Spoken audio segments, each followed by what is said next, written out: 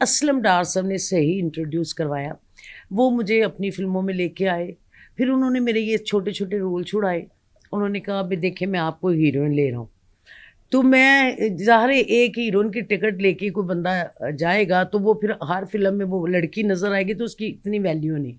ख़ैर उन्होंने मुझ पे कंट्रोल किया, जो मैं तेज़ी से आगे बढ़ रही थी ना, तो वो उन्होंने मुझे अपना बाउंड कर लिया कि जी आप, मैं साल में 1 फ़िल्म बनाऊँ, 2 फ़िल्में बनाऊँ, आप मेरी हीरोइन होंगी। उस दौर में मैंने वहीद मुराद की हीरोइन बनी, सुल्तान रईस साहब की हीरोइन बनी, मुस्तफ़ा कुरैशी साहब की, शान की हीरोइन भी बनी हाँ आप। जी, जी बिल्कुल। माशाल्लाह मैंने, बस आप देख लें कि नसीब की बात है कि मैंने, पाकिस्तान का कोई ऐसा हीरो नहीं है जिसके साथ मैंने काम नहीं किया। आप शान की भी हीरोइन बनी। जी जी, मैं मैंने वो शान मैंने की वो भी गाना हीरोइन, मैं देखा। अरबाज़ खान की भी हीरोइन। अरबाज खान की भी हीरोइन हाँ बनी। जी, प्रांता फ़िल्म मेरी लास्ट मैंने खुद ही प्रोड्यूस की थी। वो किस ईयर में आई थी?